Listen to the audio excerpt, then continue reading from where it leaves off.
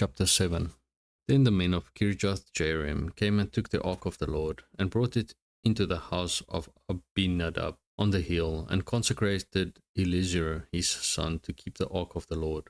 So it was that the ark remained in Kirjath Jearim a long time. It was there 20 years, and all the house of Israel lamented after the Lord. Then Samuel spoke to all the house of Israel, saying, If you return to the Lord with all your hearts, then put away the foreign gods and the Ashtoreths from among you, and prepare your hearts for the Lord, and serve him only, and he will deliver you from the hand of the Philistines. So the children of Israel put away the Baals and the Ashtoreths, and served the Lord only. And Samuel said, Gather all Israel to Mizpah, and I will pray to the Lord for you. So they gathered together at Mizpah, drew water, and poured it out before the Lord. And they fasted that day, and said there, We have sinned against the Lord. And Samuel judged the children of Israel at Mizpah. Now when the Philistines heard that the children of Israel had gathered together at Mizpah, the lords of the Philistines went up against Israel. And when the children of Israel heard of it, they were afraid of the Philistines. So the children of Israel said to Samuel, Do not cease to cry out to the Lord our God for us, that he may save us from the hand of the Philistines. And Samuel took a suckling lamb, and offered it as a whole burnt offering to the Lord. Then Samuel cried out to the Lord for Israel, and the Lord answered him. Now as Samuel was offering up the burnt offering, the Philistines drew near to battle against Israel. But the Lord thundered with a loud thunder upon the Philistines that day, and so confused them that they were overcome before Israel. And the men of Israel went out of Mizpah, and pursued the Philistines, and drove them back as far as below Beth-kar. Then Samuel took a stone and set it up between Mizpah and Shen, and called its name Ebenezer, saying, This far the Lord has helped us. So the Philistines were subdued, and they did not come any more into the territory of Israel, and the hand of the Lord was against the Philistines all the days of Samuel. Then the cities which the Philistines had taken from Israel were restored to Israel, from Ekron to Gath, and Israel recovered its territory from the hands of the Philistines. Also there was peace between Israel and the Amorites. And Samuel judged Israel all the days of his life. He went from year to year on a circuit to Bethel, Gilgal, and Mizpah, and judged Israel in all those places. But he always returned to Ramah, for his home was there. There he judged Israel, and there he built an altar to the Lord. Chapter 8. Now it came to pass when Samuel was old that he made his sons judges over Israel. The name of his firstborn was Joel, and the name of his second, Abijah. They were judges in Beersheba. But his sons did not walk in his ways. They turned aside after dishonest gain, took bribes, and perverted justice. Then all the elders of Israel gathered together and came to Samuel at Ramah, and said to him, Look, you are old, and your sons do not walk in your ways. Now make us a king to judge us like all the nations. But the thing displeased Samuel when they said, Give us a king to judge us. So Samuel prayed to the Lord, and the Lord said to Samuel, Heed the voice of the people in all that they say to you, for they have not rejected you, but they have rejected me, that I should not reign over them, according to all the works which they have done since the day that I brought them up out of Egypt, even to this day, with which they have forsaken me and served other gods, so they are doing to you also. Now therefore heed their voice. However, you shall solemnly forewarn them, and show them the behavior of the king who will reign over them. So Samuel told all the words of the Lord to the people who asked him for a king. And he said, This will be the behavior of the king who will reign over you. He will take your sons and appoint them for his own chariots, and to be his horsemen, and some will run before his chariots. He will appoint captains over his thousands, and captains over his 50s. Will set some to plough his ground and reap his harvest, and some to make his weapons of war and equipment for his chariots. He will take your daughters to be perfumers, cooks, and bakers, and he will take the best of your fields, your vineyards, and your olive groves, and give them to his servants. He will take 1/10 of your grain and your vintage, and give it to his officers and servants. And he will take your male servants, your female servants, your finest young men, and your donkeys, and put them to his work. He will take 1/10 of your sheep, and you will be his servants.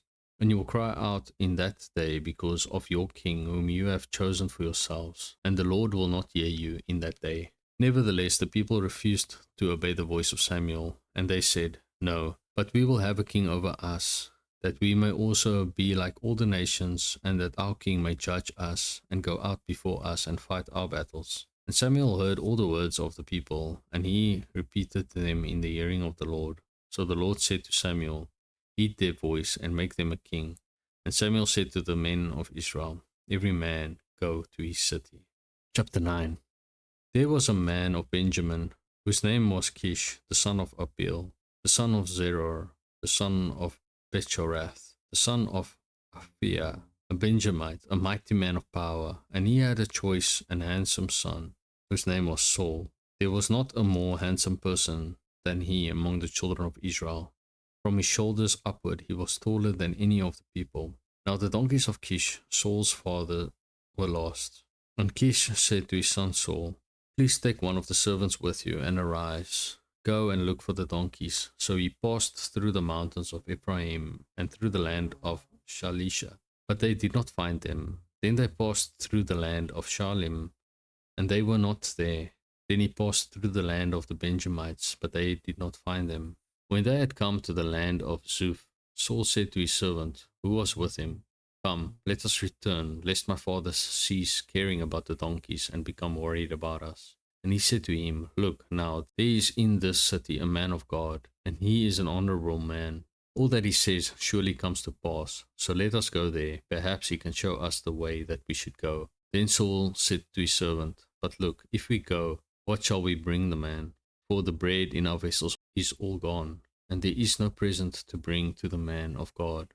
What do we have?" And the servant answered Saul again and said, "Look, I have here at hand 1/4 of a shekel of silver. I will give that to the man of God to tell us our way."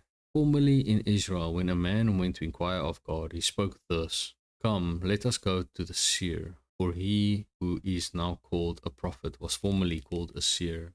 Then Saul said to his servant, "Well said, come, let us go." So they went to the city where the man of God was. As they went up the hill to the city, they met some young woman going out to draw water, and said to them, "Is the seer here?"